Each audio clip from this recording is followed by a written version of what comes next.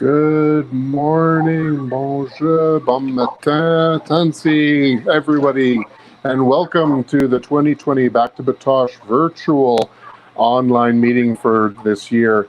I'm so happy, festival for this year. I'm so happy to be here and be asked to once again be MC for the opening ceremonies and throughout the next 4 days. My name is Chris Seacott, and I'm coming to you live from my kitchen in Saskatoon. Where we are in the midst of a heat wave. It's already almost 30 degrees here in Saskatoon, so enjoy the fact that you're probably in your homes or at least sitting somewhere where it's cool and enjoying a refreshment while you're going to take part in a great day of celebration. And I am very pleased to be joined this year with my co-MC, the Minister for Batoche, who's also on the line with us right now, Sherry McClellan. Sherry, thank you very much for being here this morning, and welcome to Back to Batoche. Awesome. Thank you, Chris. Thank you for being the MC and helping us along in the virtual show. It's very different this year. We can't be on the Back to Batoche grounds, but we're still trying to have our Back to Batoche virtually so we can get everybody involved and still have our entertainment and enjoy some of the food and the things that we have planned for the next 4 days. Exactly, yeah. You know, COVID may have created the situation that we're in right now, but you know what? We're resilient. We find ways to still get out and enjoy each other's company, and even though it may only be over the computer, over the internet, you know what? We're still connected.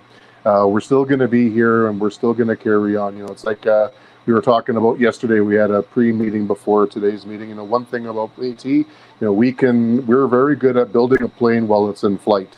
So right. we will be able to continue and carry on and persevere as we have. And this particular event is so important, not only just for the Métis here in Saskatchewan, but for Métis right across Canada. It's a time for families to get together, to interact, to see each other, to talk, and to be able to, you know, share our culture, our languages, and those things that are really bind us together as a community. So even though we're not able to be together physically, we're at least together virtually and being able to participate in those great things that make us who we are as Métis. And that's very true. And sometimes at the Back to Batoche site, a lot of people across our homeland aren't able to make it because of different obligations, like maybe work, or maybe they're tied up with their family or whatever. But this way, at least we can include them virtually. Exactly. And because I'm coming from my home, behind me, from time to time, you may see occasional guests pop in here. My wife, my stepson, and probably over the weekend, you'll likely see my grandson pop in from time to time here as well. So although he does not like being on camera, hopefully he'll be able to pop in for a little bit and say hi to everybody as well. So no, again, you know, thank you everybody for taking the time. We've got a great day of activities, of jigging, fiddle music, you know, everything that makes Métis culture so special and so unique. Here in the heart of the Métis Nation. Sherry, is there anything else you wanted to say?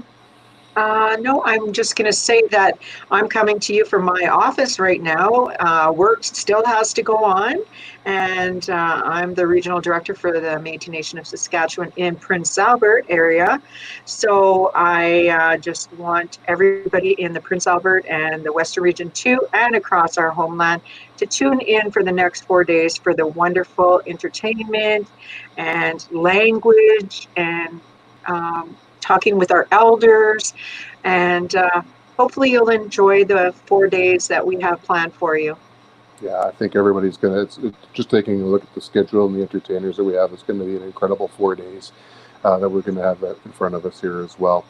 Just so everybody's aware, like, yeah, I'm working from home. I have been working from home. My employer is Aon Reed Steenhouse, which is the largest insurance brokerage in the world. We've basically been working from home since mid-March. So it's become a very interesting time for sure. While we work through this, it's been an adjustment period, but we're getting through this, and that's the one thing. We will make it through. We are resilient, and we will be able to get through this. So with that, we do have our opening ceremonies this morning. We do have a number of pre-recorded greetings that have been put out for us.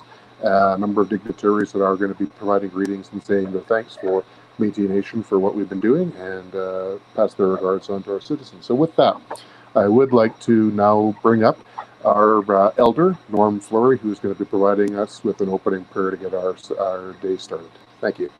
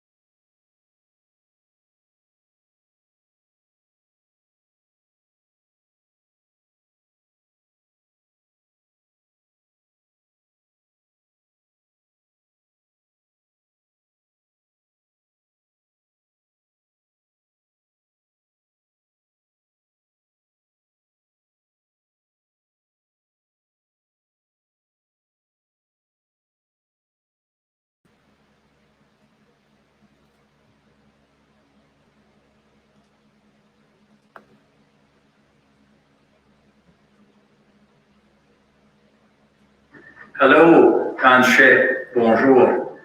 Norman Fleury Mishnikashan. Imyeten and Ursuta and Ipoyan. Petit Schwayan and Nochtapsku, Batoche and Ipoyan. I'm very happy to be here with you today and with virtual Back to Batoche. It's like I'm standing at Back to Batoche at our celebrations. Bonjour, je suis vraiment content d'être debout ici aujourd'hui. C'est comme je t'abatoche, comme le temps passé.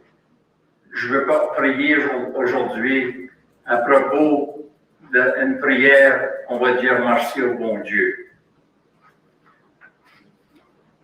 Ni quand gayam en anglais, je prie en anglais gayam han. God our Creator, we come before you in prayer as we, the Métis Nation, have with respect and humility since our creation by your power and love. We thank you in a very special way for helping us uphold our pride in our culture and especially our special and beautiful language, Michif. God our Creator, the Métis, your special people, come before you today with special purpose, celebration, and intention. God our Creator, remember our forefathers, our Métis veterans, for their sacrifices and bravery at all costs. God our Creator, we give thanks especially today as we honor our Métis veterans and those who are always in our hearts and fought bravely to serve their country so we may have freedom to preserve our culture as Métis and proud Canadians. God our Creator, we give thanks to Louis Riel and the Métis soldiers who fought to protect our rights and nationhood. Let us not forget yesterday, today, and always. En français, bon Dieu, je suis vraiment content, ça me donne un grand honneur de prier aujourd'hui, comme le français, comme les Métis qui parlaient le français. Merci le bon Dieu pour la nation forte, la grâce que tu nous as donnée pour continuer de vivre comme les Métis, avec l'honneur, la grande grâce que nous sommes une nation forte. On dit merci pour nous donner notre langue, le Métis. On dit merci spécialement nos vieillards, les vieux Métis, qui ont donné leur vie pour notre existence. Notre célébration aujourd'hui, notre intention, c'est pour continuer de vivre. Je vous dis merci, le bon Dieu, que nous avons aidés. On dit merci pour ceux qui sont toujours en avant de nous autres, notre monde, ceux qui sont battus pour nous autres, ceux qui sont enterrés à Batoche. Donne-nous la grâce pour continuer, bon Dieu, et merci pour tout qu'on fait ici dans notre terrain qui nous appartient. En Métis, le bon Dieu, notre Créateur, il y en a des Métis qui tombent dans le Batoche, qui chia comme on a vu merci de toi, et qui pagitnia que sur la terre, ni la nation des Métis, puis notre langue, les Métis. Le bon Dieu, notre Créateur, en noche ne kishinan, Batoche, puis Louis Riel, puis les soldats, qui notre négéchik, à Batoche, tu peux spitachik, à mon ami, notre langue, notre pays, notre droit, puis notre nation, ni les Métis. Mais il y a des kishinan, les soldats, qui notre négéchik. En noche, ne kishinan, voyage, t'en es que utagani pavia, utagayam hayak mantu. We chinan voyage to Mitsahaman and Malishmega Timigoya. The bon Dieu notre Créateur, we chinan yanan, the Mitchif tap down Marsichi Twea, Kaya Chonikea, that Salda, the sacrifice Kaki Ustachik, Louis Riega, not Nigech, Gabriel Jimo, Shimarsi, we chinan Manitou, and Nosh Kaya Shevo Magaveyamaka, Marsin the Twan.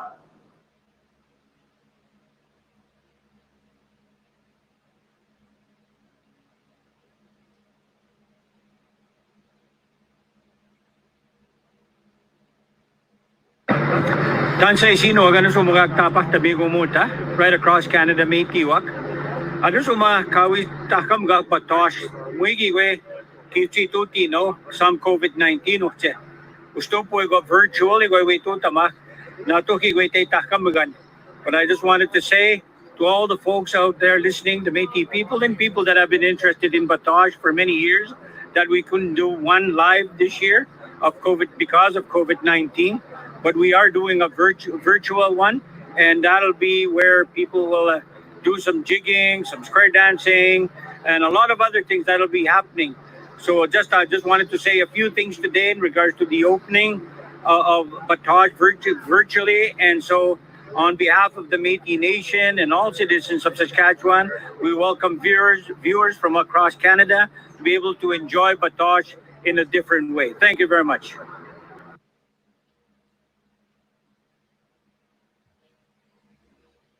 My name is Sherry McLennan.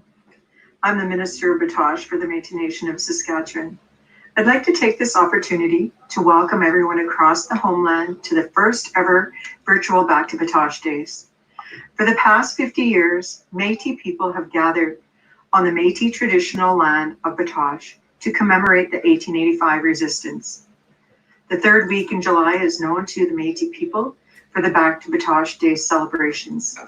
It is a time to participate and enjoy the Métis culture, food, music, dance, games, and enjoy the camaraderie between the Métis across the land. This year marks the 50th anniversary of Back to Batoche, where we honor our elders, our culture, and our language. The Métis Nation virtual Back to Batoche invites everyone to actively participate in our virtual celebration. This year, please enjoy our Elders Lodge, our Michif Corner, the Little Jiggers Village, the Artisan Market, the Food Truck Alley, the Fiddle Fest, the Saskatchewan Showcase, and special guest Ryan Kepling from North Dakota. Our competitions which highlight jigging, fiddling, and square dancing. This is an innovative way to share our rich and unique culture through language, dance, and music, elders' teachings, and traditions. Due to COVID-19, the 50th anniversary will be celebrated in 2021. So mark your calendars for July 22nd to 26th, 2021. We are a people who celebrate our Métis heritage at the Batoche grounds. We hope to see you all at Batoche next year as we celebrate our 50th anniversary of Back to Batoche. Please sit back and enjoy the next 4 days of Métis entertainment. Merci and have a great day.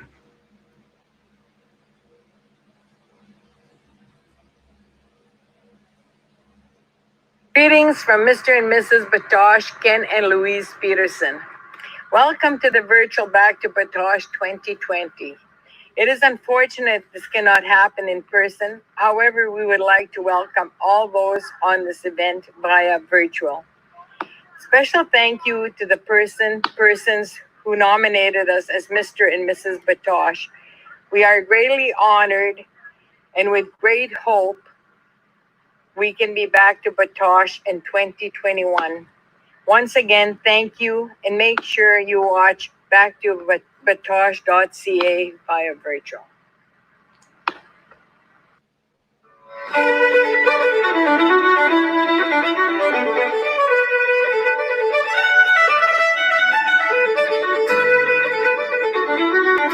Tonchik, hello, bonjour.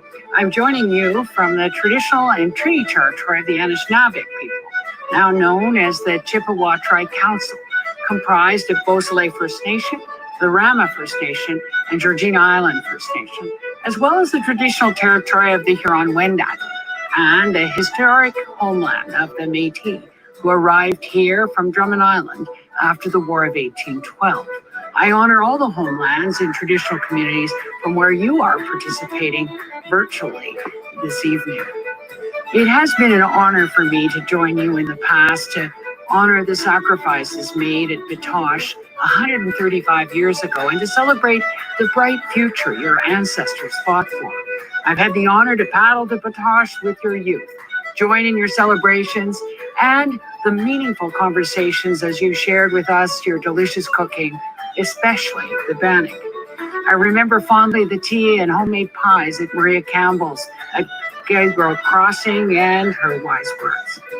I thank you all for welcoming me into the vast and beautiful Métis Nation, even though this year it is virtually. I'm encouraged by the progress we are making on the path of reconciliation together. Through the Canada Métis Nation Accord and the Recognition and Self-Government Agreement signed just over a year ago. Through the Métis Veterans Legacy, through ongoing dialogue and mutual respect to advance rights, reconciliation, and community well-being. These shared accomplishments are rooted in the determination of the Métis Nation, of the courage to stand up to intolerance, injustice, and exclusion. You have come out of the shadows. You are no longer the forgotten people. As we remember what was lost at Batoche 135 years ago, we reflect on the strong Métis culture that has been nourished and the nation that has thrived. While we can't gather in person, we can still honor the past and celebrate the future together while apart. Back to Batoche will return. And when it does, I look forward to being there with all of you. Merci.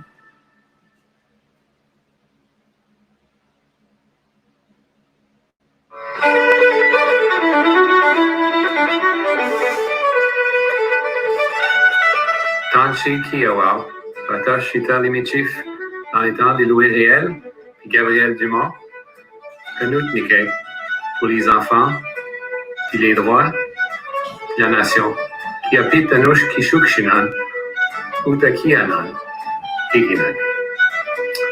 I'm happy to be able to be joining you today, even though it's through technology. This celebration is normally one that brings people together from all across North America. I think I speak for all of those gathering today when I say that I wish we could celebrate this year's 50th anniversary of Back to Batoche in that way, gathered together on the land, celebrating. However, taking the necessary public health precautions now into account, like practicing physical distancing, bringing large gatherings like this one online, will allow us to keep communities safe. And our hope is that we'll be able to give this milestone the celebration it deserves altogether next year. This national historic site of the Battle of Batoche, where the Métis Nation stood firmly against injustice and fought courageously for a better future for the Métis people, is a powerful symbol of Métis resilience, heroism, and sacrifice. During Back to Batoche, we were reminded of the Métis history of hard work, courage, determination, and perseverance, and how these qualities continue to define the Métis Nation even today. We also recognize the First Nations that stood with the Métis during the historic events that took place in Batoche, and acknowledge this unity to protect Indigenous people's rights during a pivotal time in Canada's history. The spirit of Métis resilience has enabled us to make so much progress together since the Battle of Batoche 135 years ago. The Canada Métis Nation Accord, the Métis Housing Sub-Accord, the Canada Métis Nation Post-Secondary Education Sub-Accord with the Métis National Council, and the Métis Veterans and Veterans Legacy Program all come to mind. We still have a long road to walk towards reconciliation. We must continue to work together to help right the past wrongs of the Crown, to advance the well-being of the Métis Nation, and to build a new relationship based on recognition of rights, respect, cooperation, and partnership. I believe that by collaborating together, we can achieve this shared goal. Celebrations like Back to Batoche are a vital part of this. They give all Canadians a chance to learn about important historical events like the Battle of Batoche, to experience the diverse culture and traditions of the Métis Nation, and to recognize and celebrate the many contributions of the Métis. I'd like to acknowledge the elders and many organizers from the Métis Nation of Saskatchewan for bringing the Back to Batoche festivities to us virtually this year, and I'm thankful that they were able to still bring us the jigging, fiddling, and square dancing competitions. Because at the end of the day, this is a celebration, and one I'm honored to participate in with you, whatever format it takes. And I wish all competitors the very best of luck, and I wish each and every one of you a wonderful 4 days of celebration of the beautiful Métis Nation of Saskatchewan. Merci, thank you, merci.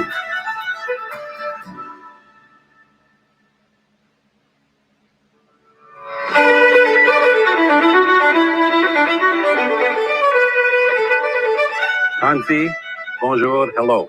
I'm pleased to join you alongside Ministers Miller and Bennett for this annual celebration and commemoration. Each year, Back to Batoche Days brings people together to celebrate the culture, the traditions and heritage of the Métis Nation. People of Batoche, people from across North America, et cette année, des gens de partout dans le monde, people from all over the world. We may not be together in person, but we are all united in spirit. Nous sommes rassemblés dans l'esprit de Batoche. It is a spirit of resilience, a spirit of defiance, a spirit of survival. Survival against efforts to conquer, to displace, and to oppress. 135 years ago, lives were lost at Batoche. My people were vanquished, but we have endured. We have continued to push for recognition, for self-determination, and for our rights. Oui, pendant les 130 dernières années, nous avons survécu. Nous avons continué à défendre nos droits et nous nous rassemblons pour célébrer notre histoire, notre présent et notre avenir. We will always return to Batoche to celebrate our history and to commemorate those who made the ultimate sacrifice, standing strong for the Métis Nation. I'm looking forward to making this pilgrimage back to Batoche again in 2021 to enjoy traditional food, music, dance, the Voyageur games, and the annual parade to the Batoche gravesite, to pay tribute to our ancestors. J'ai hâte d'être avec vous en personne en 2021. Batoche is my history. My ancestor, Joe Vandad, was there alongside Riel and Dumont as he had been at Red River. He fought at Batoche. He fell at Batoche. He is buried at Batoche. My ancestors Baptiste and Pierre Vandal were there too and were arrested for defending our land, our rights, and the Métis Nation. I am committed to continuing that fight for greater autonomy for the Métis, to the promotion of Indigenous languages across Canada, to building and maintaining a strong partnership between peoples and between people. L'appel de Batoche m'engage et nous engage à poursuivre ce combat pour une plus grande autonomie des Métis, pour la promotion des langues autochtones partout au Canada, pour l'établissement et le maintien d'un partenariat solide entre les peuples et entre les gens. That's why I will always answer the call of Batoche. That's why I will join you again this year for the music, for the dancing, and for the storytelling. For my people, past, present, and of course, the future. Merci, thank you, merci.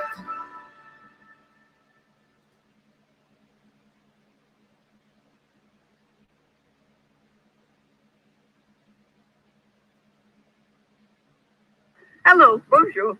My name is Adriana Bakeski, and I'm the Parks Canada Superintendent for the Saskatchewan South Feeds Unit, which includes Batoche National Historic Site. I'm very excited to be here today to offer greetings for the virtual Back to Batoche event. As we know, this is an amazing and important milestone, the 50-year anniversary of the Back to Batoche Festival. And we at Parks Canada have worked very closely with the Métis Nation of Saskatchewan for the last few years to provide support and help celebrate culture and history through this great event. This year, we can't do this in person, but we're very happy the Métis Nation of Saskatchewan decided to do a virtual event. And it's an important year because it also marks the signing of the Open Door Agreement between Parks Canada and the Métis Nation of Saskatchewan, which means that Métis Nation of Saskatchewan citizens can visit National Historic Sites across Saskatchewan, including Batoche and the 2 national parks in the province, for free. And it's something that we're hoping honors the connection that the Métis has to the lands and waters in Saskatchewan and in our parks and sites. So with that, I know this year we can come Back to Batoche and camp and sit around the campfire and visit with friends and family and participate in the great competitions. But if anyone is interested, you can still come and visit the historic site, come and visit Batoche, the church and rectory. We're quite not back to business as normal, but we have a different offer with interpretive programs, and it's free. So make sure you come on down and enjoy the area. And then hopefully next year we'll be back to Batoche and see you all in person once again. Thank you.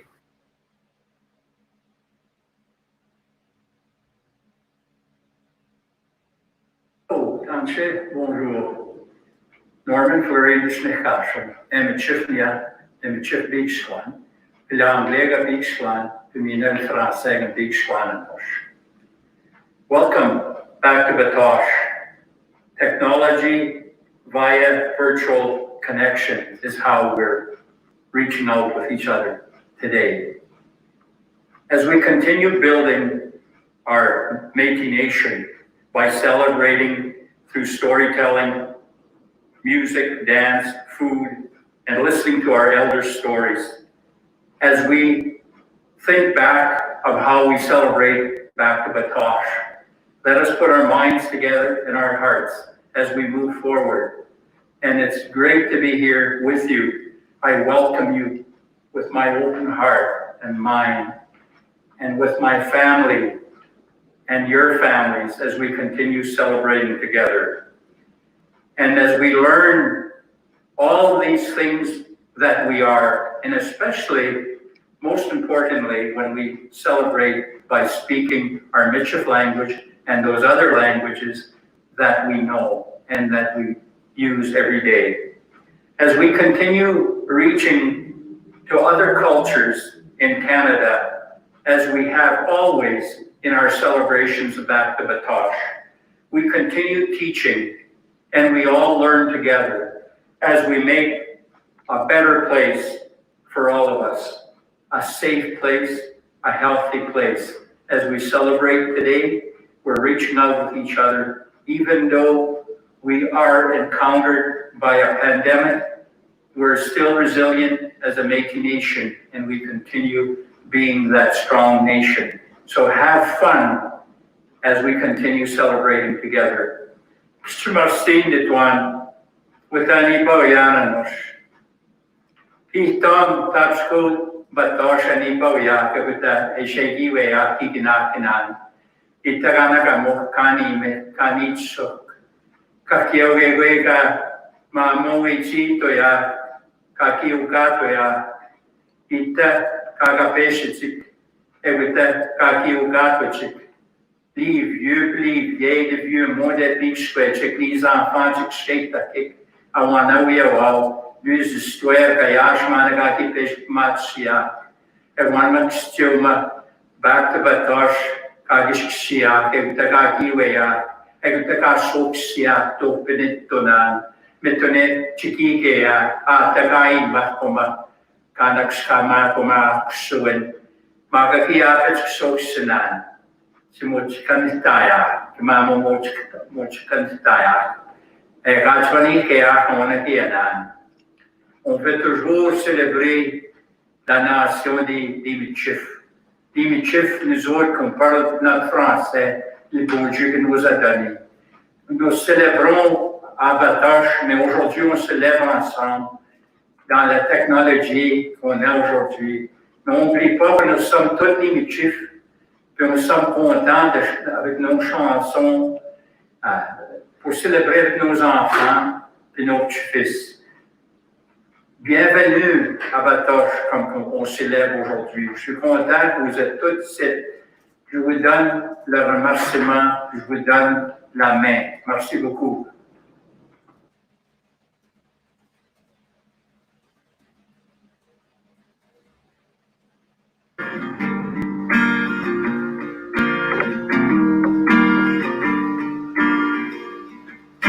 Long ago was born a people, a new nation rose up strong.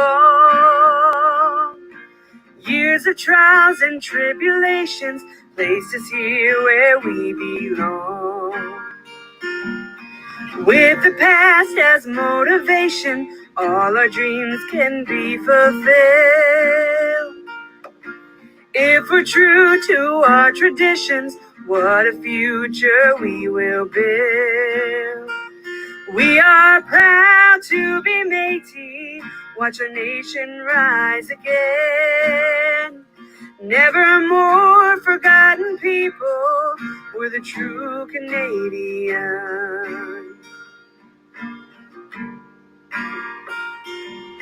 Long ago was born a people, a new nation rose up strong. Years of trials and tribulations placed us here where we belong. With the past as motivation, all our dreams can be fulfilled. If we're true to our traditions, what a future we will build. We are proud to be Métis, watch our nation rise again. Never more forgotten people, we're the true Canadian. We are proud to be Métis, watch our nation rise again. Never more forgotten people, we're the true Canadian.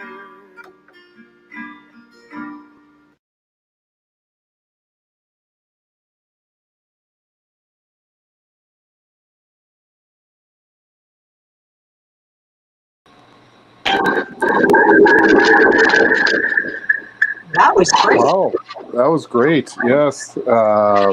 Thank you, everyone, for those kind words for introductions that produced those for us. Thank you as well for the Métis Nation national anthem. That was great. I always enjoy hearing that song when we're hearing it every year for the anthem. It's such a special time for all peoples when we hear that.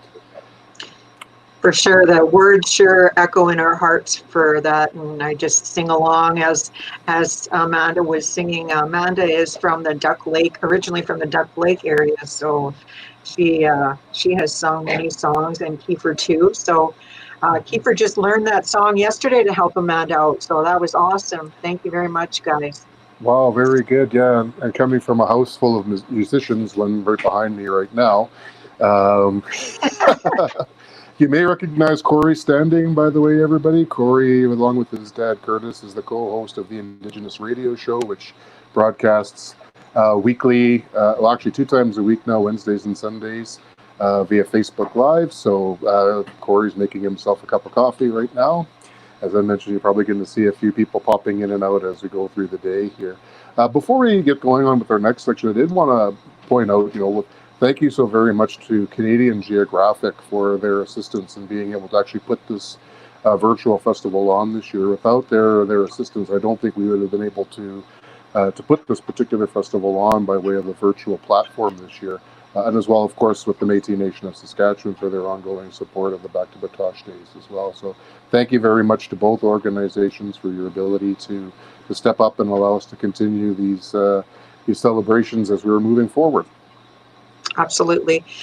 Batoche is very important and very important to my heart because a lot of my family come from Batoche. So, just stepping on those grounds, and I still have to go back and check out the grounds and make sure they're okay and everything's looked after. And just want to let everybody know that the monument there for our vets and all the people that fought in the rebellion, all the names, that monument is there, and people are asked to go and pay their respects and to go stop by and see if there have any people that have fought in the war, if their family name is on that monument. So it's a huge thing at Batoche. So everybody's welcome to go out there anytime. Yeah, I remember when that was commemorated. I think was it last year or the year before? It was back to Batoche. I mean, how special that was when it was actually unveiled and the actual commemoration for that. Absolutely, and our Minister of the Veterans, Ryan Carrier, who is your cousin, I just want to shout out to him and say hi to him, and all of I know we have some vets that are still living from the war, and I want to acknowledge Alice Samuel, who is still living in the Duck Lake area, so around Batoche. So just want to say hi to her and acknowledge her. Yes, exactly. Thank you very much to all of our Métis veterans for the sacrifices that you've made over the years as well. And yes, Brian is my cousin, very close. We've become very close over the last few years, and that's my home community is Cumberland House. I've got family that still lives there, and I think Ryan's done an exceptional job of representing those citizens that live in that area as well. So thank you very much for all the work that all of you have done over the last few years in moving the Métis Nation forward. So this year we actually have an interesting feature that we've got, which is the referred to as the Food Truck Alley. And as Minister Bennett alluded to, one of the things that we're really well known for is our food. And every year that seems to be one of the areas in Batoche that is always buzzing, is the food trucks, the food alleys that we have set up there. Always a great place for people to meet and to commute. Well, this year, obviously, we don't have the ability to do that unless you're happen to be hooked up with Skip the Dishes and they're going to deliver it to your house while we're doing this, and I don't think that's going to happen. But what we have this year is three of our Métis entrepreneurs, if you will, or three of our Métis chefs, provided us with recipes for what they put together for Back to Batoche this year. So, without further ado, I would like to introduce our Food Truck Alley recipes for this year's 2020 Back to Batoche.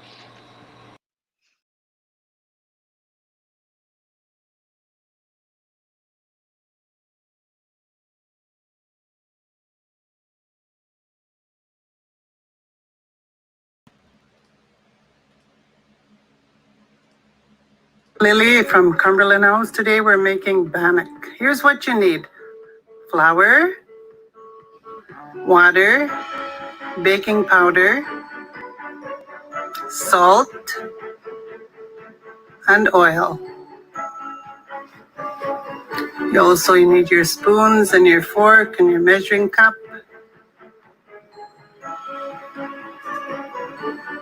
Your baking pan. Now we're ready to begin.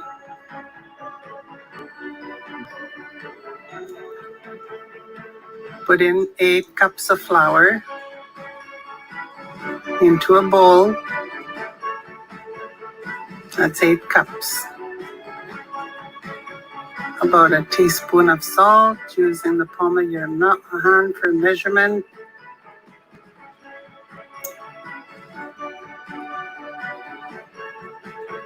Now comes the baking powder. We need 4 tablespoons of baking powder. And that's what will help make it rise. That's 4. Mix these dry ingredients all together. Now, get ready to make a well right in the middle.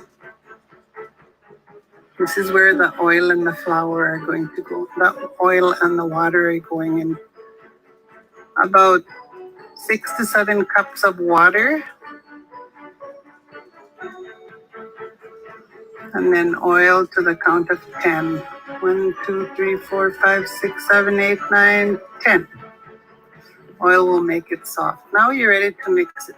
Start from the middle and go outwards, scraping the flour till it gets doughy. And add in more flour so that it's not sticky. But you can't knead it too much. Otherwise your bannock will be hard. Once it's good enough to take out of the bowl, have your board ready so that you can put a little bit of flour on there. And now you're ready to move it from the bowl onto your board. Divide the bannock dough into 2. And you see how I use one hand just to make the flour dough go into a circle, and then use the other one to press it down. Do that for a while until you've got a round shape. Spray your pan. And now before you put it on the pan, you've got to knead it by putting your knuckles right onto the bannock and then flatten it with your palm of your hands. And before you put it onto the pan, poke holes in it with a fork, and that'll give it the heat will penetrate through the dough. Now we're ready to put it onto the pan. There's one bannock. And then we'll get ready in the same way with the next one. Now it's ready for the oven. 400 degrees. We'll put it in for 20 to 25 minutes. And when it's golden brown like this, put some margarine on it and make sure it stays up so that it cools off a bit. There you go. That's your bannock. Bagwesigan. Thank you for watching. Conche, my name is Cindy, and today I'm going to teach you how to make my dad's stew. Here's a shot of all the ingredients that you will need for this recipe. My dad always made this stew for us in the fall during hunting season and the harvest of the garden when everything is fresh. If you do not have fresh vegetables, you could also substitute frozen vegetables or ones in the can if you needed to. We're back, and as you can see, all the vegetables and the meat have been cut into bite-sized pieces. In to start the cooking now. As you can see, we're using a stock pot, so there's plenty of room for stirring and even cooking of the ingredients. We already have the meat and the 1/4 cup of water in the pot started. So now I'm just going to add the veggies in order that they're listed on the recipe. So we're going to start with the onions. And along with those, we're also going to put in the celery. You don't want the celery really crunchy when you're making the stew. And you want to let these cook by themselves until the onions are semi-transparent. Okay, now that we have these onions cooked to semi-transparent and we can see that there is some flavor forming in the bottom of the pot, we're going to go ahead and add our potatoes. 2 cups of water and 1/2 teaspoon of salt. Once we have this all mixed, give it a stir first, put the lid back on, and then we're going to let this simmer and cook. We'll start adding in the last remaining vegetables. All right, so as you can see, we have the potatoes and the onions and celery cooking up nicely. So I'm just gonna go ahead now and add the remaining vegetables that are left on the recipe. So we have our carrots, corn, which I used frozen, but you know, if you had fresh or if you had canned corn, whatever you have will work. We went ahead and used brown mushrooms for this recipe. They have a little bit more flavor. And then we have some radishes, which may seem like a weird addition, but they add a really nice flavor and they have just that little bit of kick. I'm also going to go ahead and add in 1/2 teaspoon of pepper. Going to add in 2 cloves of garlic.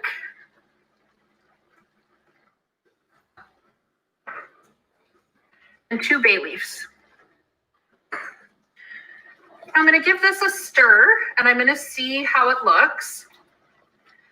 Everybody has their own consistency that they like for stew. So if you're thinking, you know what, this isn't juicy enough for me, or if you prefer to have it the way it looks now, then that will be fine for you.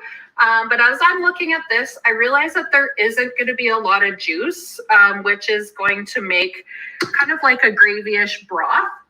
So I'm going to go in and add some more water.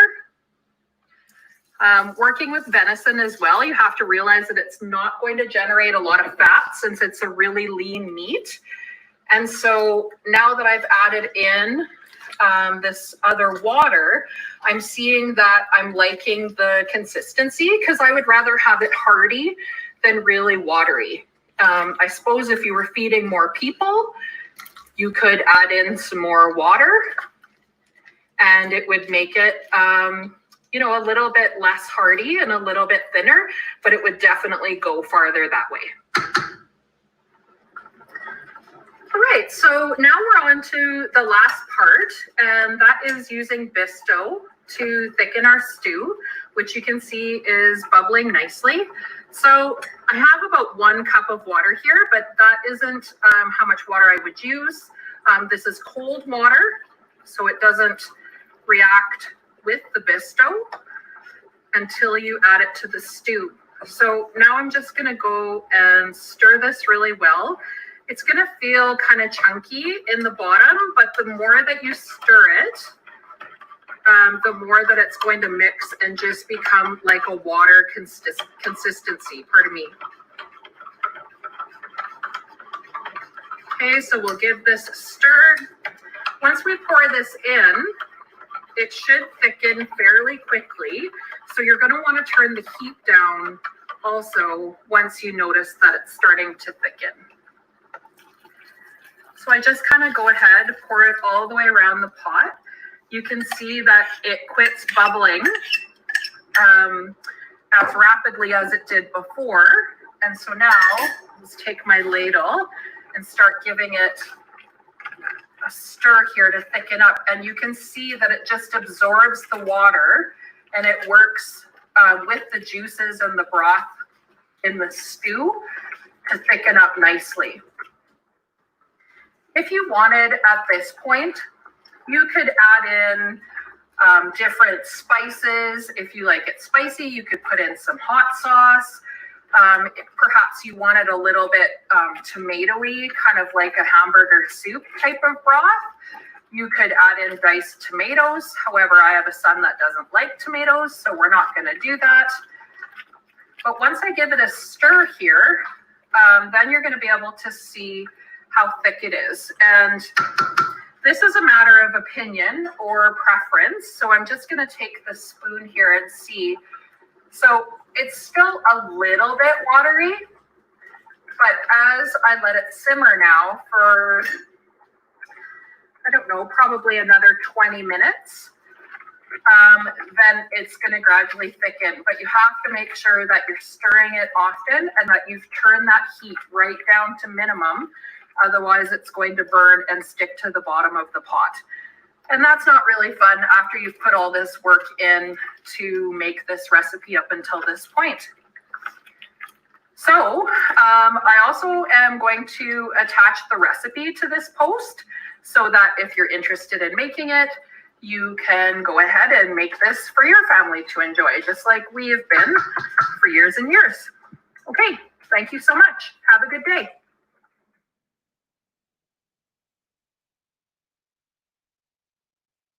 Welcome to Back to Batoche Virtual.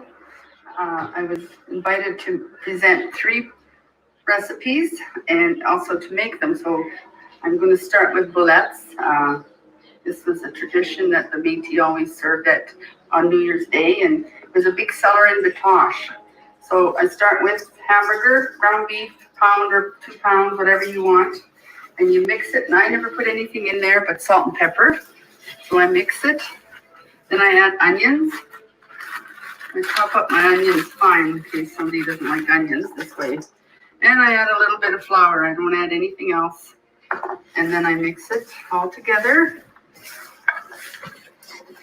And you don't mix it too long, and because it toughens up the meatballs. So it was one of the big sellers in Batoche. So then you just make them into balls, just like this. And then you have a plate with flour in it because you roll the meatballs in it, just like that. You keep making them until your meat is all done. And then you should have a pot of water on the stove boiling. Then you let them sit for a minute in the boiling water, and then you turn it down just to simmer for about 2 hours. Tastier, they're simmering for a while. This was a tradition that was always served New Year's Day with the Métis. I know we did. We'd go from house to house, and it just seemed everyone had meatballs. Well, you can serve them with bannock. And Batoche, they would like the fried bannock, so fried bannock went very well. I'll be making fried bannock later. Or you can just eat them like that. Some people like ketchup. I don't like ketchup in mine. Whatever way you want to eat the bullets. So you just keep rolling till all your hamburger is gone, and then I'll go to the stove here and I'll throw them in the pot.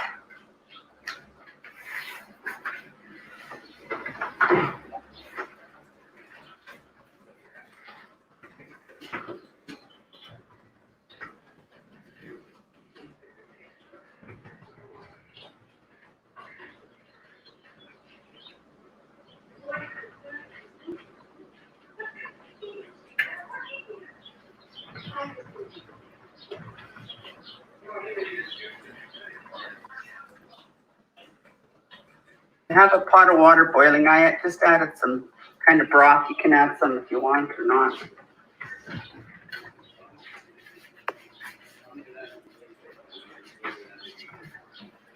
I like to keep the meatballs covered, so I've got to add a little bit more water. I think it boils away.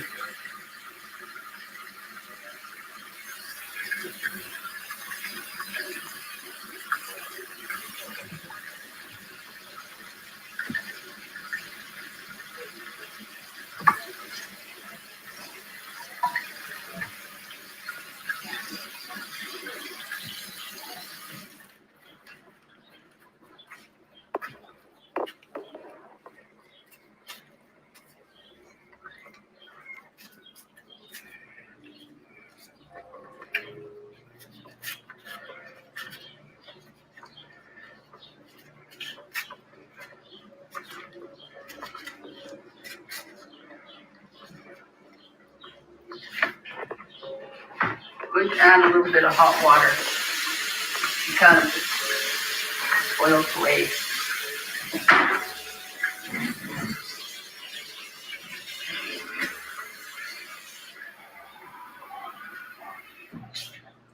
And you should always wear a hairnet and gloves when you're cooking for the public.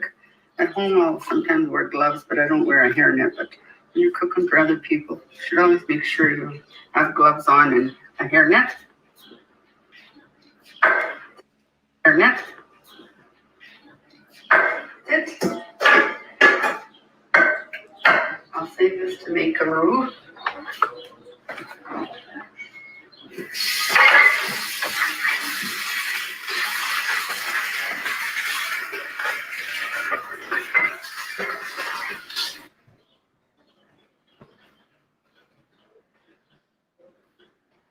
So you'll bring it up to a boil and then you'll turn it down and let it simmer for a couple of hours. The longer the tastier they are. I usually do about 2 hours. If I'm having it for supper, I'll make it early in the morning and let them cook for a few hours, and then they're much tastier.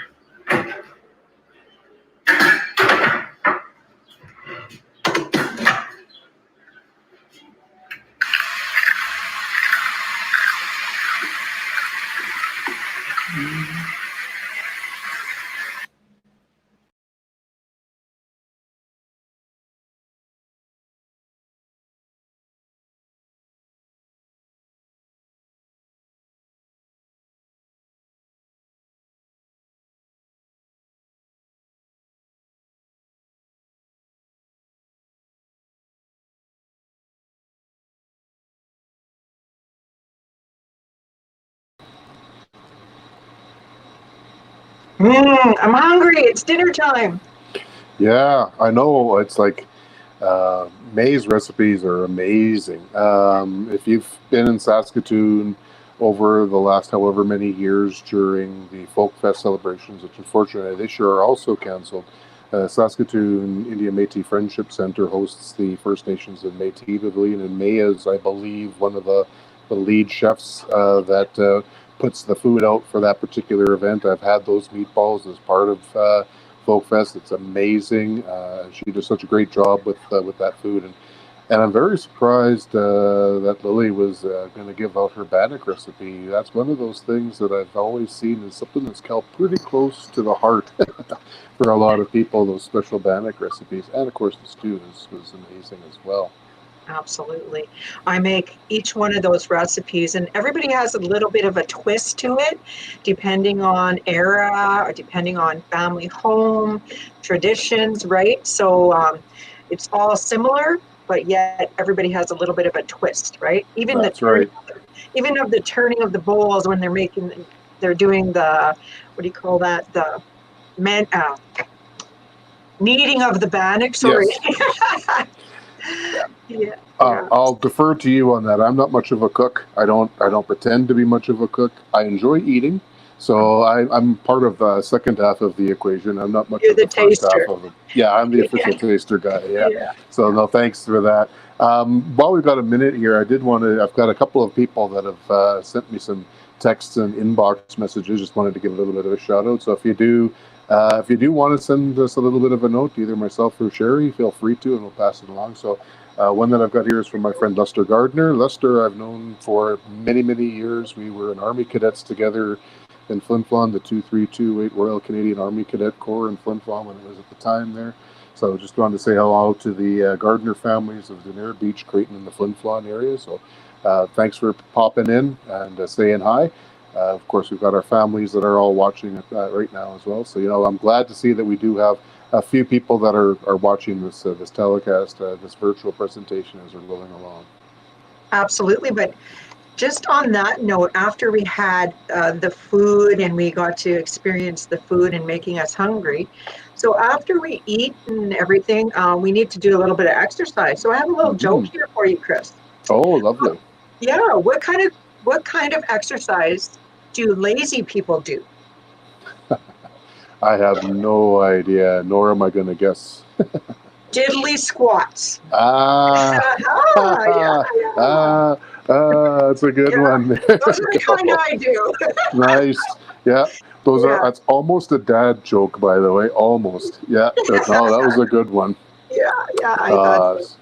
Yeah. My sidekick Corinne's over here on the side here getting me some jokes. So nice. Yeah, I don't have anybody feeding me any right now. Hint, but I will. I'm sure I'm going to get some as we go along here. So if you do want to pass along a joke or two, feel free to send that. If you're friends with me on Facebook, send it to me on Inbox Messenger. Or if you've got my cell number, give me a text, and I'll pass that along as well as we're going through the next couple of days. But next on the agenda, kind of on your exercise bend that you've got, you just kind of already started on there, Sherry.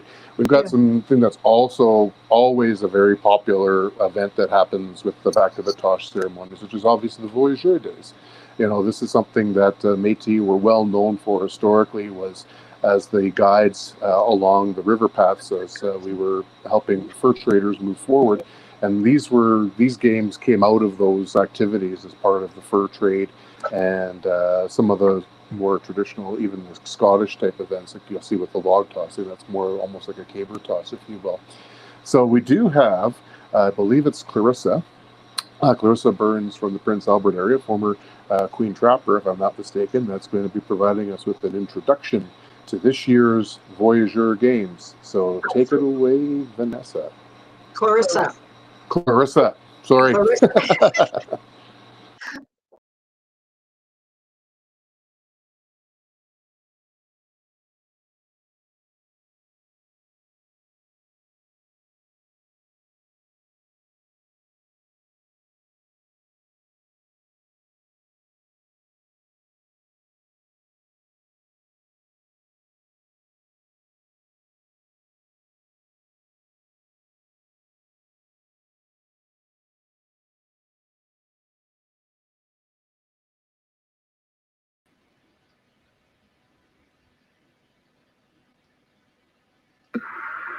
Hello everyone, and welcome to Back to Batoche. My name is Clarissa Burns, and I am from Wapasqueya Cree Nation, which is adjacent to the Palm, Manitoba. I have competed and won the title in the Voyageur Games in recent years. I am proud to be Indigenous and honored to display our ancestors' traditional way of life. I encourage everyone to participate. It's a great place to have fun, learn, meet new people, and of course, reconnect with our roots. Everybody is in such great spirits. I look forward to seeing you next year. Okay, so this one's called log throw. You have to pick up the log on your own, or someone can help you depending on the rules of the coordinator that day. And you gotta flip the log as far as you can go. You can't cross that line. That pole is the line, because I don't have spray paint or anything. I'm using the pole as a line. And what I do is I put two hands underneath the log, and the heavier end is facing up, and the log has to flip. You try and get it to flip once, and then the furthest the end, that's where you mark from. So I usually just take 3 steps and then bend, and flip. So here I go. So that's called the flip. So now what I would do is measure from the line. You'll hold this, okay? From the line. And then what I do is I measure to the farthest end. So it's 16 feet and 1 inch. And that would be my mark. So the longest distance is the winner. That's it. Fiddling is another event in the Voyageur games. So I'm going to explain what you need before you start, and then I'm also going to explain the steps I take to getting the tea to boil. So I start with a block of wood. I have a box of matches. I have a pail of water with dish liquid inside it. And then I have the axe, which I use the axe to split the large piece of wood. And then once it's split, I'm going to split off a couple pieces for my teapot to sit on. So it goes like this. And then it will go like this. And then I use my smaller hatchet to make shavings. I usually just rub the edge of a piece of wood like this. And then I make a bunch of shavings. And I put them onto my platform I created. Then I use a couple matches to light the shavings on fire. And once those are going, they start burning. And then I place my pot on top of my platform. And then I get to the bigger, like I cut more pieces of wood. And these ones are bigger than the shavings. They're called kindling. And so I cut a bunch of these. I usually use wood to brace, and I'll cut using my axe. And I'll cut them in slices like this. And then once I have my pieces, I start adding them around like this, making a cradle. And making sure I'm adding to the bottom where the flame is, so the fire doesn't go out. And all the while, the water is heating up. The water has dish liquid on it because it'll help the water boil over. And so the fastest time of this event wins. So this is a demonstration of the animal call. We do an animal and a bird. So the first one, what I'm going to call is a moose, and it's the calf. Okay, this is how I think it sounds.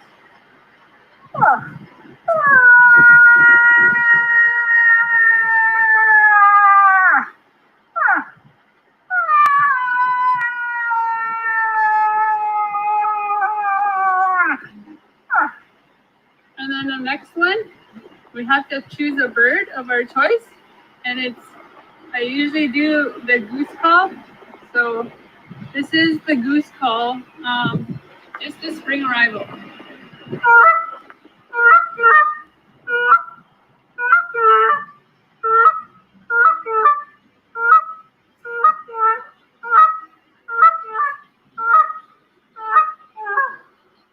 And that's my goose call.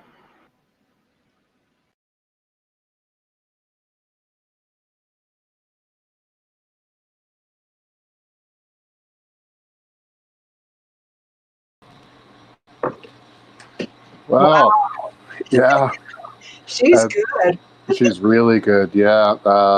I wasn't sure. I didn't want to make an assumption. I know that the Queen Trapper Festival is something that happens every year in OCN. So when I saw that trailer, I'm like, okay, I know there's other Queen Trapper festivals. But when she mentioned she was from the Paw, I was like, okay.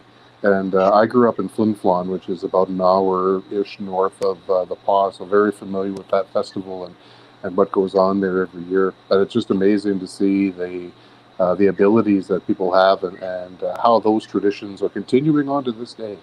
Absolutely. I just want to give a shout out to Felix Morasti and Frank Carrier. So when we were originally on the grounds at Batoche, they were usually the ones that monitor the Voyageur games. So I just want to give a shout out to them and say thank you for all your help in recent and Batoche days. And we look forward to seeing you next year. Mm-hmm.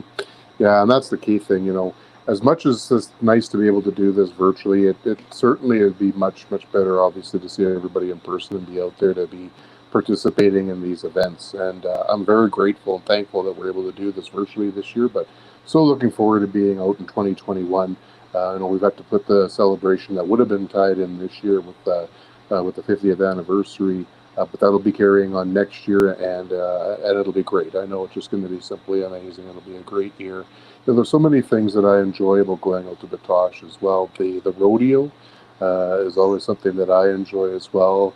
The ball tournament. The ball tournament, yeah. No, I remember, like, I moved to Saskatoon in 2002, and I didn't really get out to Batoche until probably about 2006 when I started dating my now wife. They went every year. My wife is from Beauties and Okamasas First Nation, which is just, you know, very short, you know. Hop, skip, and a jump. Exactly, from Batoche. So they went every year, and always enjoyed it. And you know, it's something that I've always enjoyed as we've gotten to be going more and more into our cultures and discovering our Métis heritage. So it's a great time, and such an awesome festival to be part of. And, it is. Again, it is. It's just one of those things that I'm just glad that we're able to continue that as we are doing this year as well. And this kind of takes us into obvious. This is for me personally, this is my favorite part of going back to Batoche, the fiddling and the jigging portion of the event every year. And I just love seeing the little kids when they come out and they're doing theirs. And of course, the speed that when you get to the seniors as well, when they're able to kind of just give her like that. And I know for myself, if I was going to give that an attempt, I'm going to make sure that there's immediate medical attention that's available there, because I know that some part of my body is going to go, whether it's my knees or my back. So I'm going to be in need of immediate medical attention if you ever see me on the floor. Well, I don't call it jigging for myself. I call it jiggling. So when I say, "Oh, you want me to jiggle?" Not jig. Yeah. It's a little bit different as you get older. Yeah, well, tell me about it. Yeah, I just turned 50 this year, and things are starting to go a little sideways for me. But that's a different story for a different time, I guess. That's the sins of my youth that are catching up with me as well. But we do have. But I wouldn't trade it for anything. I mean, it is what it is.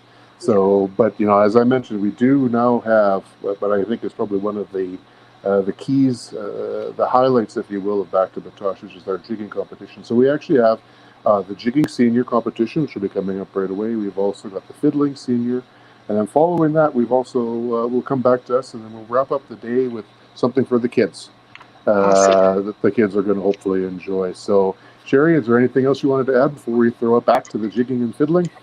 No, I think I might have another joke for you later, though.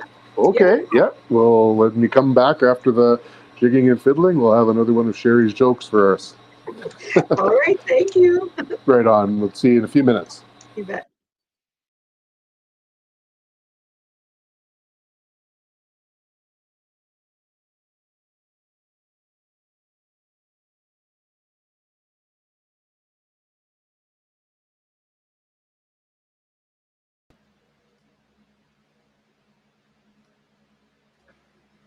Ed Petra from St. Paul, Alberta, 877.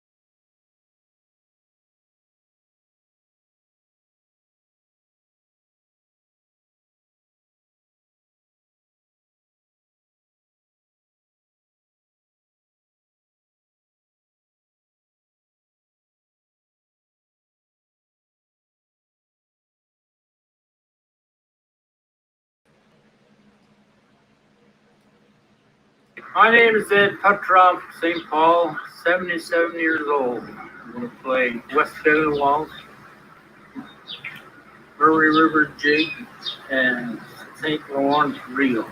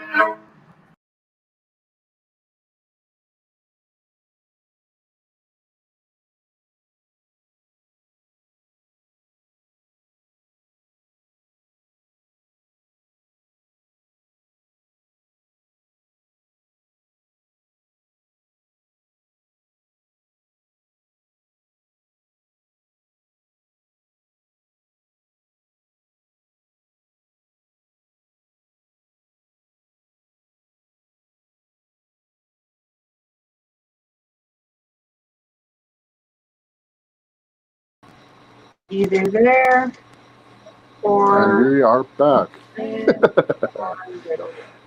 That was amazing. Almost thought about, and we caught Sherry working there. Yeah, that's all right. There's your dollars at work, people. Right there, working at the same time as hosting an event. That's one of the hardest working ladies that I know within the Métis Nation. Very proud to call her a friend of mine as well. So thank you for everything that you do, Sherry. That's watching the jigging and the fiddling has always been amazing for me. I almost broke into a little jig in the kitchen, and then I reminded myself that I'm not wearing shoes or socks, and I probably would have ended up in a very bad situation for yours truly. Mind you, isn't that what the whole idea with the Saturday evening kitchen party is for? That's what we're supposed to be doing then, right? So, which by the way, the Métis Nation has been putting on every week since I think the COVID crisis started, right? So if you haven't tuned into that, you should make sure you tune in for that on Saturday evenings. It's a great show. It's highlighting some great Métis talent that we've got here in Saskatchewan, and always a pleasure to pop in every once in a while to hear what's going on there with that kitchen party. Yeah. Absolutely. My feet were just a tapping here in my office, and I have my shoes thrown off under my desk too, so we're just going. Awesome. Yeah. So the last event that we actually have booked for today, for Friday, for our virtual Back to Batoche event, is the Little Jiggers Village. One of the things as Indigenous people that we're very big on is sharing of our culture, sharing of our languages, sharing the things that make us unique, and very proud to do that. I think that's something that I'm. Sorry, I was just going to say. Go ahead, Sherry. Yeah. I was just going to say, and we want to try and preserve the Michif language, and something that the Métis Nation of Saskatchewan is doing is now they're entering into some partnerships with the school to actually get our Métis language back into the school, so our Métis children can learn the language again. I'm really sorry that I didn't take the time to learn from my grandparents. They would talk and I would listen and I could get some of the words and stuff, but I never took the time, and I'm really, really sorry about that now. Yeah, it is a shame. Unfortunately, there's a generation, you and I are probably in that, where the language is really lost, and it's great to see that there's such a revitalization of the language that's going on. I had the pleasure, just before kind of COVID hit, so it had probably been late February, early March, to sit in on Elder Fleury's class that he works in. He does a lot of work with the students that are in the SUNTEP program at the University of Saskatchewan. One of the things that he runs is a midship class over the lunch hour. I think it's 3 days a week. I could be wrong on that, but had an opportunity to talk with the SUNTEP students that were there that day, and just amazing to see what he's able to do with some of these young men and women who have never even spoken an Indigenous language before, and how they're able to correspond with each other, to speak with each other in the midship languages. It's great to see. And that's great because I am a product of the SUNTEP program in Prince Albert. Do I even want to say when? 1985 to 89? No, don't say. But yeah, so that SUNTEP program is wonderful, and it gives students an opportunity to stay in their hometowns and take university classes and become a teacher in their city or their hometown. And we need our Indigenous teachers out in the school because we have so many kids that need a role model, right? Exactly, yeah. No, I'm a firm believer that role modeling is something that we all need. Positive role models in various sectors, whether it's education, business, that I'm very much involved in, government.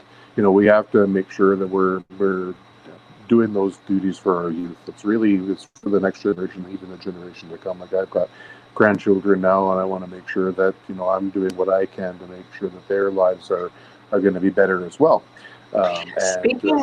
Speaking of role models, sorry to interrupt you, but speaking of role models, you have a role model in your city that I'm pretty proud of, and that's my friend Chief Troy Cooper, who is Métis boy from Big River, Saskatchewan. So I just want to give a shout out to Chief Cooper, who was our police chief in Prince Albert and who moved on to bigger and better things in Saskatoon, apparently.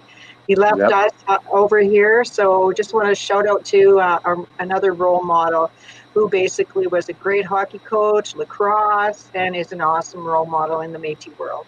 So. Yes. Yeah, very good shout out. Yeah, Chief Cooper has become a very close friend of mine over the last few years as well, and a very various activities that I've been involved with here in the city of Saskatoon. Our paths have crossed numerous times, and yeah, great guy, excellent role model, and that's a great shout out. So thank you, Chief Cooper, if you're watching. Yeah. Hope you're having a good afternoon as well. Yeah. So and I want to say something before I get in there, before we go, is I just wanted to say May's now making his boulettes for him because I was making boulettes for him in Prince Albert. So he's still getting his boulettes. Awesome. Yeah. Great. So like I said, this is the last event that we're going to have for today. I think we're going to come back for just some closing comments once we're completed that, Sherry. So with no further ado, and wanting to pass this on, let's move on to our Little Jiggers Village.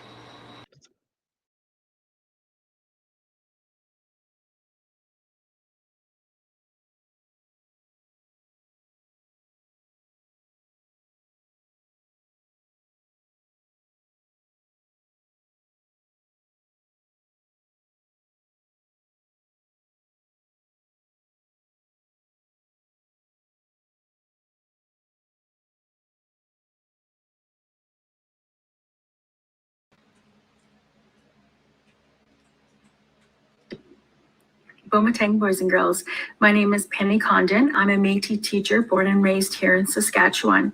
I just want to acknowledge that we are on Treaty 6 territory, homeland of the Métis. I'm so excited to be part of the Little Jiggers Village, and I hope you have fun doing all the activities we have planned, and I hope you enjoy this virtual Batoche. I know it's a little different than the years in the past, but I do hope you enjoy everything we have planned. Tansigia! Samson, Nasika-san, how are you doing? My name is Samson, and I'm going to teach you guys about some Métis culture. All right? So we're going to talk about the Métis sash. Can you guys say La Saint-Cyr? La Saint-Cyr Mitchif. La Saint-Cyr Mitchif.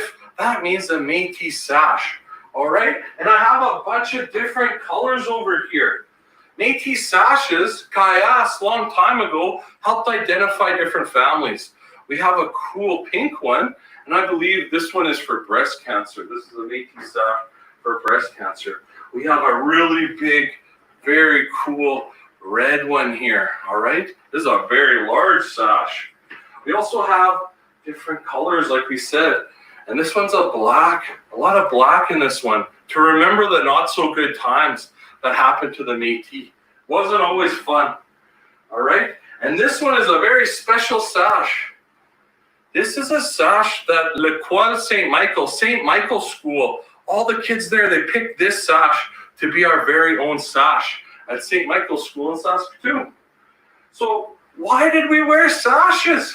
All right. So Nito Ten, my friend, Cooper's gonna help me out. Can you throw me the red sash? Oh, merci. All right. So guy asked a long time ago, les Voyageurs. All right. They came and they had to do a lot of traveling. They had to do a lot of heavy lifting. And sometimes they would hurt their backs or they would get a hernia, a really bad injury. So they would wear these sashes around them, tie them really tight so that they didn't hurt anymore and they could make it back home. All right? So that was one of the reasons why they wore it. Another reason you could use a sash is for a calendar. All right? If you were gone on a long trip, you wanted to know how many nights you were away from home. Well, before you went to bed, you would say your prayers, and then you would tie a knot in your sash for each night you went to sleep. So you could remember how many days away you were from your family. All right? So how many knots are in here? 1, 2. So how many nights was I away? Very good, 2 nights, all right? So the Métis people, they love to wear their sashes. But Métis people, we all don't live in the same area. So sometimes the Métis wear them differently. Traditionally, men wore them, all right? And wore them first, and they would tie them in the front. If you look at a bunch of old pictures, photographs, a lot of times they have it in the front, all right? But some Métis believe that if you tie your sash to the side, to the left side, that means you're single. So if you went to a big get-together, you walked in, hey, I'm single, and I'm ready to mingle, all right? And if you had your sash on the other side, guess what that meant? What do you think? That's right, you were married or you had a girlfriend. Very good. So the Métis, they love to wear their sash. And they often would wear their sash when they were hunting. Pasqua mush tush. Can you guys say Pasqua mush tush?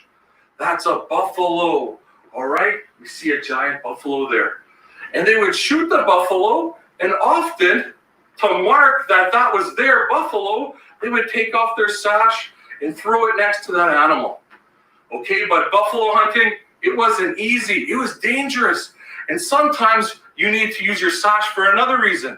Nico Tam Cooper. Sometimes you would fall off your horse and you would turn your sash, you would tie a knot into it so that you could put it over your shoulder and wear it as a sling so you could get back home. All right? Niasen. So the Métis, they love to wear their sashes, but they also love their flag. And they would take their flag out on buffalo hunts. All right? Did you guys know what the first Métis flag was?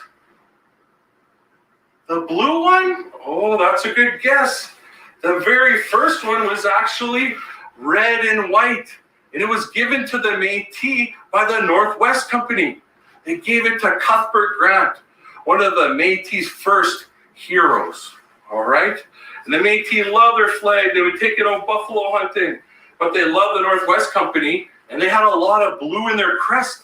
So that's why they changed it to the blue and white. But there's one more flag that I really like. There's lots of Métis flags. This is one of my favorite ones. And this one was used at Batoche. All right? So this flag means a lot to me. I really like this flag. All right? So you can see in here, it has some words. It says maison over here. That means houses, your homes. That's what the Métis really cared about. Hotel, that means the altar. The Métis are very religious, very Catholic people. And at the bottom it says, surtout liberté. Above all, they cared about their freedom. All right? We have a hand here, a picture of a hand, and a picture of a wolf. Maikan. And do you guys know what that means? What it means is they prayed to God to give them the strength of the wolf, Maikan, to protect their families. All right? So, Marcy, thank you for being such good listeners. Hey, ¿cómo estás? I'll see you again. Omatang boys and girls, I hope you enjoyed the book Changes, written and illustrated by me. I had so much fun painting the pictures, and I'm excited to be doing this craft with you today. We are going to be making a turtle rattle, and the supplies that you are going to need are 2 round paper plates, 2 popsicle sticks, a green piece of paper, and crayons or markers, your choice. You will also need a pair of scissors and something dried. I have dried lentils here, but you can use macaroni, you can use rice. Any of those will work as the inside of your rattle. So try to see if you can find something around the house, or even old buttons. It's up to you. Little pebbles that you find outside, anything that'll make the rattle noise. So to begin, you are going to color your plates. I chose green just because the turtle's green, but you can, honestly, you can paint or color it any color you want. I am going to stick with my green. I don't know, I just like green. The turtles are brown. You can even have a nice pink one, add some change to it. It really doesn't matter. But you have to color the whole, one of them, the whole entire piece. And the other one, you need to leave the inside circle white, because in that you are going to be drawing your picture. So I'm going to start by just coloring this one, and I'm just going to use a crayon, and I'm going to color the whole entire thing. And if you like to use markers instead, feel free. Your plate is going to get squashed for a little bit, but that's okay. It's going to pop right back up because we just want to add the color. Sometimes when I have a lot of time, I like to paint the plate, but you have to use acrylic paint, and you have to let it dry, so it takes a lot longer. And it can also make your plate less sturdy if it's too much water on the plate, like paint. So that's why I tend, with smaller children, to do it with crayons or markers. I hope you're all coloring along with me once you have all your supplies. Remember, you can always press pause if you need to catch up, if you're going to get some supplies. Okay, see the lines? That's okay, because turtles have patterns on their back or on their front. So that's one. See, if I go up, it pops right back up, and you have one plate done. Okay, I'm going to take the other one, and this one, remember, I'm leaving this blank. I want you to think about what you want in the circle. My book was about the changing of seasons, so I chose to do 4 trees because you get different trees in winter, spring, summer, and fall. But the book was also about emotions. So if we wanted to do one about emotions, if we still divided it up into 4, we can put emotions in each section. I know emojis are really popular right now. So if we wanted to put the first emoji, a super happy guy, his teeth are just ding ding. There's your first one. You know, he's happy. This one, if you want to make a mad emoji, again, The eyes are the same, I think. Or actually, let's make this one love, because I think the emoji for mad had different eyes. Okay, so we'll do mad here. And remember, you can pick any emoji you want. It doesn't have to be what I'm drawing. Well, let's do sad. Okay, and we need the next one. I can't think of what would make it mad. Maybe.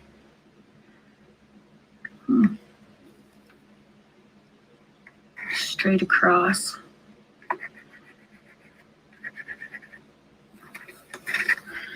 That could be mad. It could be confused, but you can tell that all four are different emotions.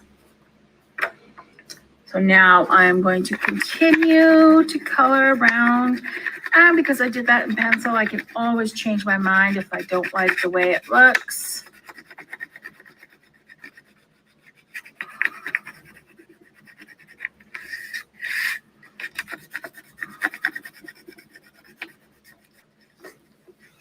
And you got to color right to the circle. So, but again, every bit of the plate is colored.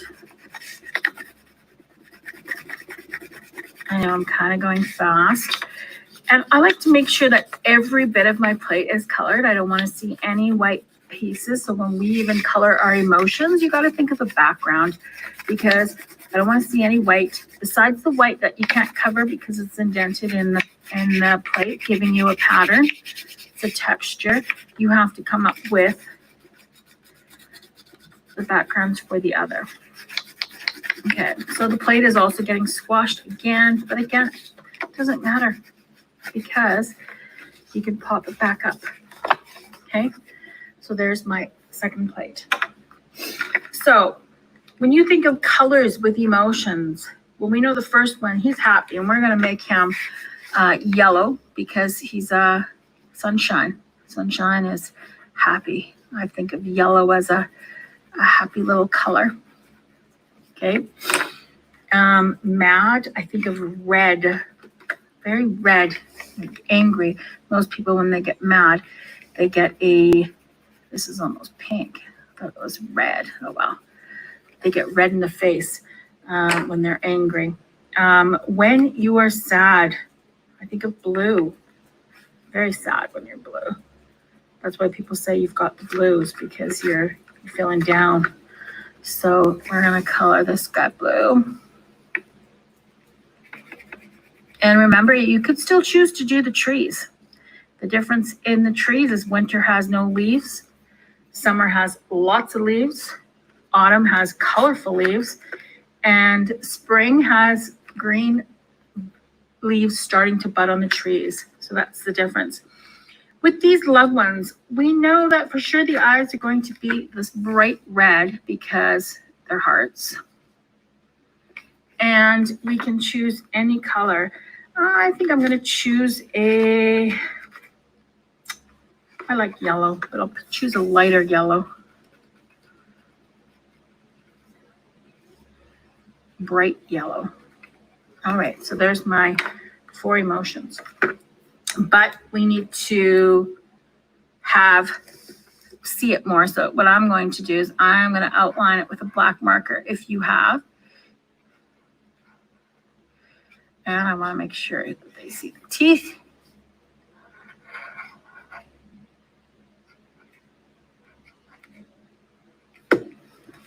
There's the love emotion.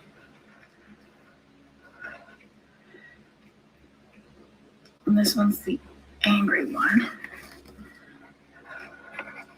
And this one is the sad one. Okay, there is my 4.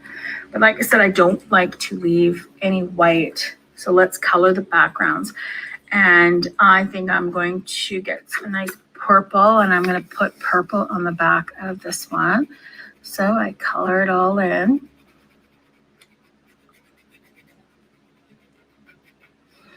And these are just simple crafts for you to do at home. You can make it as beautiful or as hard as you want. If you have paint, you can use the paint. If you have larger plates, you can make a larger one, even though I find with the larger one, it's harder to get the rattle to work. You have to really reinforce it. I am also going to use a blue on the background of the happy.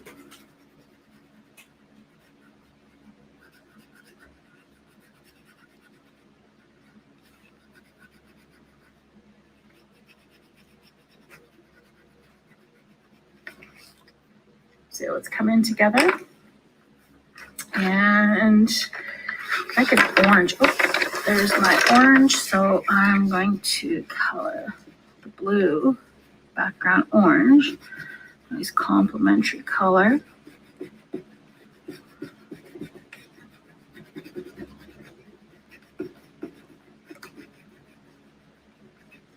Okay. And my last one, I think I am going to use a light green. No, you know what? Let's do yellow. I like the yellow.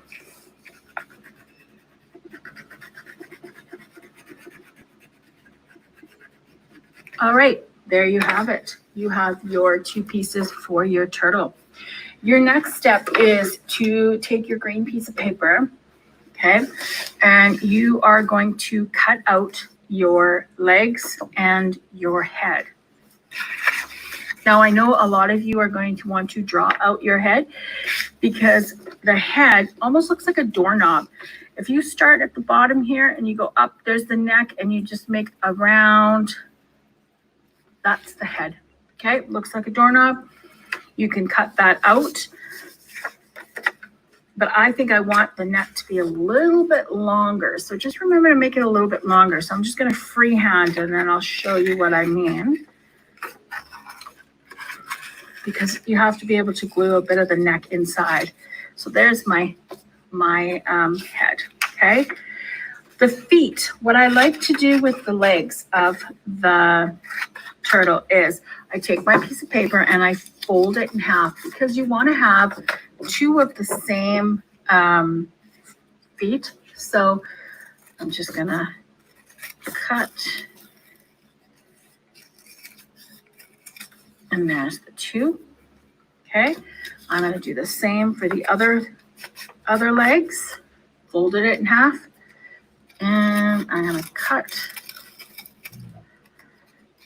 around, and there's the other ones. Okay, there you have the limbs. The next step you have to do is you have to take your popsicle sticks. If you have masking tape at home, you can use masking tape to put them together.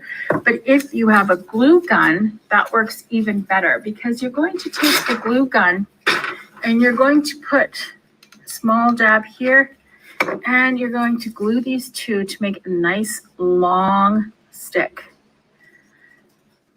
Okay, but like I said, the popsicle stick, you could easily take a piece, wrap it around so it's secure, and you'll still get the long stick. Why you need it to be this long is because you have to make sure that it can reach from the top of your plate and still have something to hold on to rattle. But this reinforces once the little dried lentils or dried macaroni, rice is inside. So the next step is to glue on your head and your legs. So because I have the glue gun out, I'm going to use it, but you can use a glue stick. You can use whatever to tape it down if you'd like. So there is my head, okay? I'm gonna put glue on where I want the legs to go. And I'm just gonna put those down. So now I've got those 2. I'm gonna go to the bottom of the plate, and I'm gonna put these down. Okay. One thing that you can see just by looking at is we're missing a tail. So With the leftover green, you can cut out a tail, and it's almost like not a check mark, but almost kind of looks like a dog's tail, but not as, sorry, I'll just show you here. Because it does help the turtle swim a little bit. It's longer. Kind of looks like that. So it's kind of like the legs, but it's got more of a turn on it, like a curl. So we'll just go like that. There we go. So we have those. So while we have our glue out, let's reinforce our stick. Putting glue right at the top of the turtle, all the way down to the tail. And then you're going to take your stick and glue it. Now, if you're doing this craft at school, your teachers most likely will handle the glue gun. If you have mom or dad at home, or cook 'em or mush 'em, they can help you, older cousin, brother, sister, okay? So now you have that. You know that's going to be your turtle rattle, the hold. So then we have to do is we have to get our dried stuff. And I'm just gonna take about that much, drop it in. It might be too much. You just wanna make a round noise. I think I'm gonna put that much. And then I have to glue this around. So again, with the hot glue gun, I'm gonna do it in sections. I'm gonna do it from this leg around to this leg. And then I can hold it down. Oops. And let it sit for a bit. Okay. So we've got that section glued. Then I can lift it up here and I can start adding more glue around the sides. And I can keep putting the plate down. And you're gonna keep going all the way around. And if you miss spots along the way, you can go back with your glue and glue it down. But so far, I think it's glued pretty good.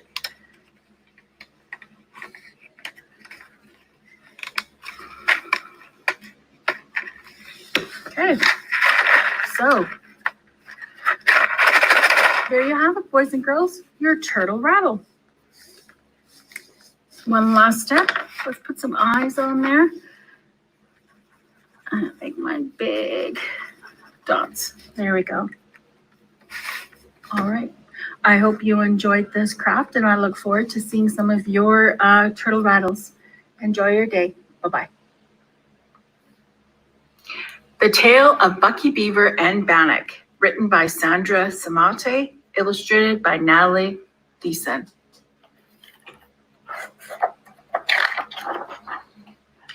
Bucky Beaver awoke one cool morning. The sun was shining, the wind was blowing, and the leaves were falling from the trees. It was the perfect day to make a yummy treat. Bucky Beaver was not sure what to make, but she got started right away. Bucky Beaver opened the cupboards and took out the flour, sugar, oil, and raisins. She first mixed the flour and sugar with water. Then she added some oil and raisins. When Bucky Beaver had mixed everything together, she rolled the dough mixture into one big ball. Since it was such a warm day, she decided to cook the dough outside a fire.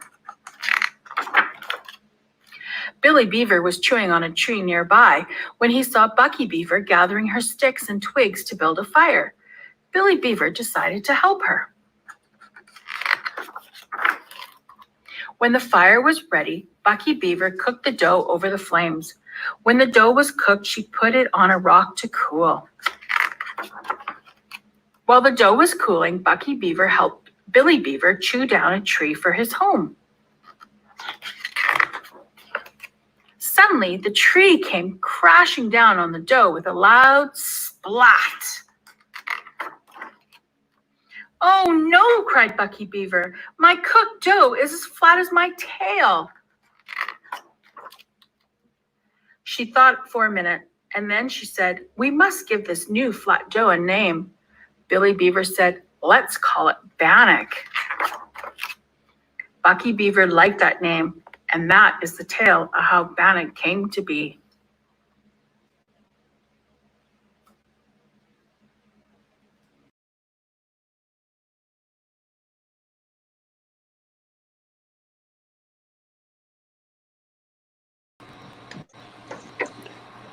Wow, who knew that about Bannock, eh? Really? What an awesome. amazing story. Yeah, I really enjoyed the turtle rattle craft. That was a good one to watch. Gonna have to make some. I don't have any grandchildren yet, so, but we can still make them. Oh yes, yeah, that might be something to start looking at when we're getting a little bit of a free time over the next few weeks here with maybe some little bit of holiday time. Maybe look at something an evening craft with AJ when he's. I could make them with my elders even. Well, there you go. Yeah, make them with the elders. Like That'd be awesome. Crafts. Yep, for sure. Yeah. Well, everybody that's joined us online here today, that actually wraps up our day one here of our 2020 Back to Batoche Festival. We will be coming back to you live tomorrow, starting at 2 o'clock. Take a look at the schedule that we've got online. We've got a pretty full day tomorrow, right? Is it not 10 a.m.? Just the Michif Corner, 10 a.m. Oh, yes. Yeah. There you've got the Michif Corner starting at 10 a.m. So those that have signed up, that have registered for the Learning Michif classes, those start at 10 a.m. So make sure that you're registered for that. Today, the classes, I believe, are actually running over the noon hour, if I'm not mistaken, right? So it should be wrapping up right away. Today. So tomorrow we have 10 a.m. the Michif Corner, 2 p.m. we'll do the food truck alley again with the recipes and people demonstrating the Métis cooking. Little Jiggers Village, Voyageurs of the games, and have those demonstrations of the Voyageur games. The fiddle competition for the intermediate and the jigging competition for intermediate, the competition for fiddle and youth, the competition for jigging and youth, and then the Fiddle Judges Showcase, so which will be Alex Kostoric, Jason Lepine, and Dean Smith. So that's our day for tomorrow. So it looks like a full day, and it's going to be exciting again tomorrow. Yeah, it's going to be a jam-packed day for Friday, that's for sure. Looking forward to the Fiddle Fest Friday evening. That's going to be great to see those three amazing fiddlers being able to be out and doing their thing for us on a Friday evening. Before we go, once again, I wanted to make sure that we acknowledge the sponsors that have put forward to allow us to do this for you this year. Of course, the Métis Nation of Saskatchewan, thank you so very much for that, and Canadian Geographic. Once again, thank you very much. Without your support, we wouldn't be able to do this and bring this event out so that everybody can participate and be part of Back to Batoche, even if it is from the comfort of your living room or if you're from your office, wherever the case may be. At least we're together and we're being able to celebrate as we do every year. Absolutely, and I just want to give a shout out to all my my peers, all the area directors from the Métis Nation Saskatchewan, and just say hi to everybody. I know everybody's working hard and working for our Métis people, so which is good. President and vice president are out there somewhere working hard for the people. So I just want to say that and say hi to all the grassroots people right across our homeland. You bet. So thank you so very much, everyone. I think with that, we are done for day number one of our 2020 Back to Batoche. So for those that have registered for the Michif Corner, see you tomorrow morning at 10 a.m. Otherwise, we'll be back here with the programming starting promptly at 2 o'clock tomorrow afternoon. And I just want to say one more thing before we close. Chris, I'm getting a lot of comments. Oh, I'll be at the grounds later. Nobody go to the grounds. It's all virtual this year. So just have to go in your living room, your kitchen, whatever, and turn on backtobatochedays.ca. And you can actually turn into all the entertainment and be right with us. Good message. Yeah, thank you so much for that, Sherry. Yeah. So again, thank you very much and have a great afternoon and a great rest of your day, everybody, and we'll see you Friday.